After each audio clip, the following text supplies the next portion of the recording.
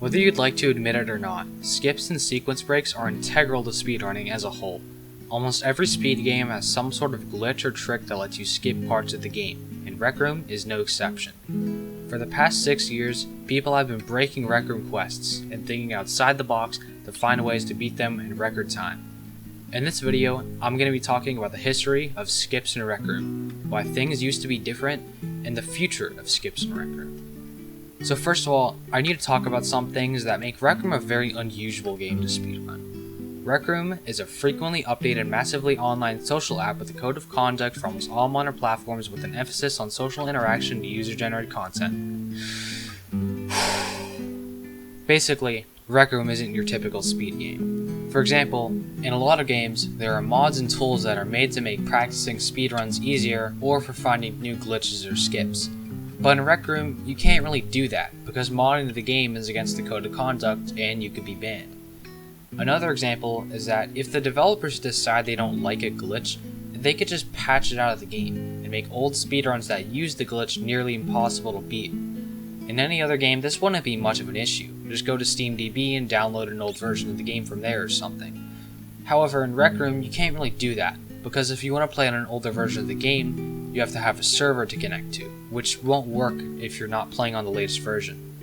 People have been able to do some voodoo magic and actually get older versions of the game working with multiplayer functionality, but doing that is also technically hacking the game and against code of conduct, which can get you banned.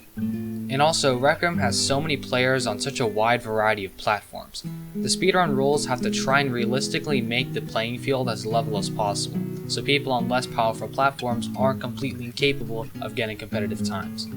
Of course, there's only so much you can do though. Because of all this, it can be kind of frustrating to be a Rec Room speedrunner sometimes because of the amount of bullshit the devs decide to throw at you. So, in February 2017, the first Rec Room quest, Golden Trophy, comes out, and people love it. Some people play it over and over and over again and get really good at it. However, some people are really bad at the game and just want to beat it so they can get the sick armor at the end, so they resort to cheats. Cheats like hiding in walls and, you guessed it, skips. Because of this, skips get a really bad reputation for only being used by dirty cheaters who just want to beat the game without putting in any effort. While I understand that relying on skips just to beat the game isn't very cool, I think that not using them in speedruns because they're not socially acceptable is kind of stupid. It's an outdated way of thinking, and we've already learned our lesson from games like the original Super Mario Bros. That gatekeeping how games should be played is a horrible thing to do. Sadly, that's kind of how skips were treated from 2017 to 2019, as hacks used by dirty cheaters to beat the game without any effort. At this point in time, there were a lot of skips known by a lot of people, but they just weren't used or talked about because of their reputation. However, there would be sort of a paradigm shift in late 2019 when Tarbug was introduced to the game. In the update that added Stunt Runner to the game, some players noticed that for some reason the teleport cooldown was a little bit longer. A lot of people thought that it would just be a little temporary bug that would be fixed in a week or two. Now, can you guess how long it took to fix this bug? 2 weeks? No. A month? Nope. 5 months? Not even close. What if I told you that it took 2.5 years to fix this bug? Thank you, Rec Room. Very cool. Because of this, a lot of runs from before Tarbug were completely unbeatable. Tarbug made the cooldown about half a second slower, which doesn't seem like a whole lot on its own.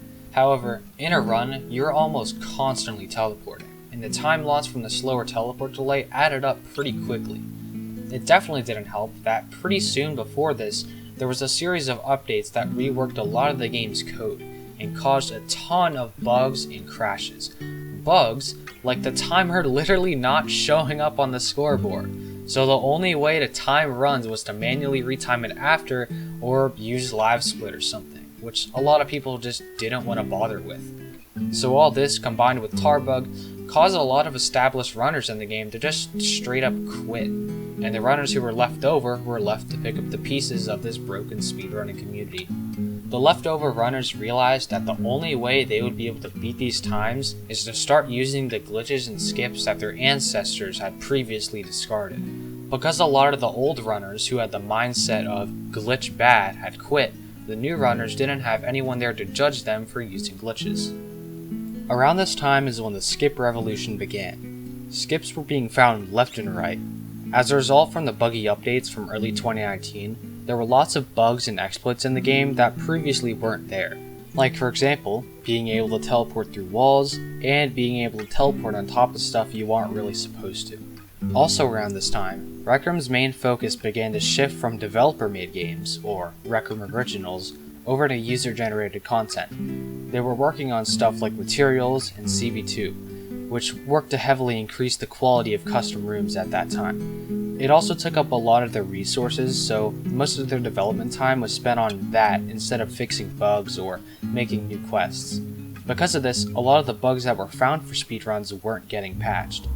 Now, I don't really think I can make a video about Rec Room skips without at least once mentioning Foozy. Almost every speed game has the person or people that are dedicated to breaking their game in half and bending the game's rules at their will. In Rec Room's case, Foozy was that person. You can look at almost any skip in Rec Room, especially in Isle or Crescendo, and it would be a pretty safe bet to say that Foozy was the one who found it. Foozy is primarily an Isle of Lost Skulls speedrunner, who's been around since 2018. She happened to have a good eye for glitches and skips. Not only that, but she also knows a lot about the inner workings of the game. Because of this, Foozy would break lots of minute barriers in solos, duos, and trios. Breaking all these minute barriers took a ton of skill and effort on the speedrunners' parts, but it was also helped tremendously by the explosion of new skips that were being found at this time. Just to give you an idea of how many skips were being found around this time, there was the Port Plunder skips, High Seas skip, the Ballroom skip, Sunken Ship skips, the Jungle skip, Library skip, Castle skip, Dog Boss skip, Tree skip, and many more. A lot of these skips were actually found multiple times by individual people with slightly different versions because of how informal the community was back then. Most skips in world records were just known by word of mouth. A good amount of them didn't have videos, and some of them didn't even have pictures. Because of these things not being super documented or talked about, it isn't really possible to say who found some of the skips for sure. Like for example, the infamous Act 3 skip in Gold Trophy has been known pretty much since day one. Whoa! I found a glitch! But as time has gone on, updates have changed how the skips worked, and the skip was found independently by a lot of people in slightly different ways. Either way, after this, skip discovery slowed down a bit. There would still be some small corner cuts found every now and then, but it seemed like the days of finding big skips that would save tens of seconds were over. Nowadays, people would be lucky to find a skip that saves more than 3 seconds. And that gets me on to my last point. What will the future of Rec Room skips be like? Well, at the moment, it looks a little dry. Don't get me wrong, there are still a few skips being found every now and then. A recent example being the Bell Tower skip in Crimson Cauldron that saves over 25 seconds.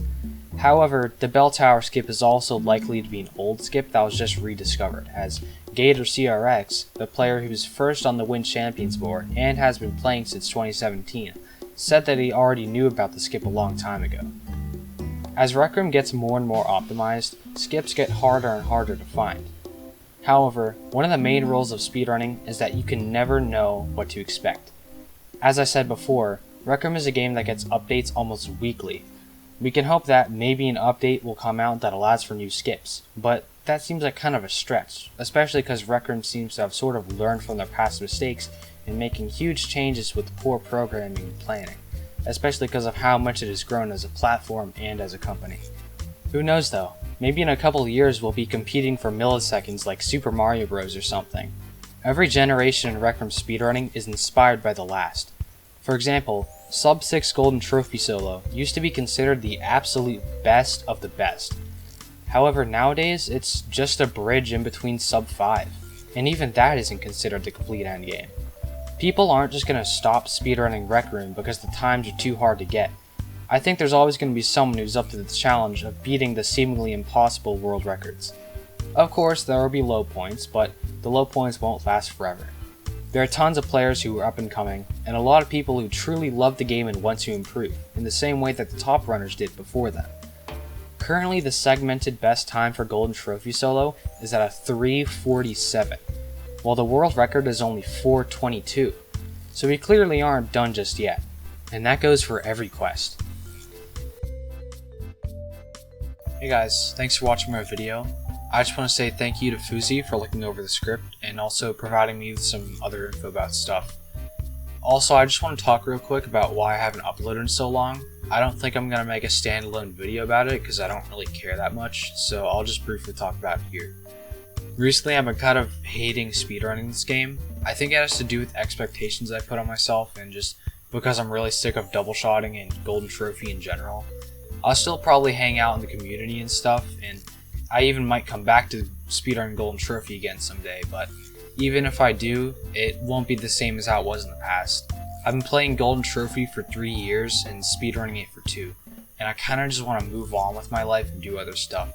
I still love speedrunning, and I speedrun a bunch of other games on my second channel, Tiki2. It's just the bow that I'm a little sick of. And I've been doing other stuff like making music or working on videos like these. So yeah, thanks for watching, and I hope you have a good day.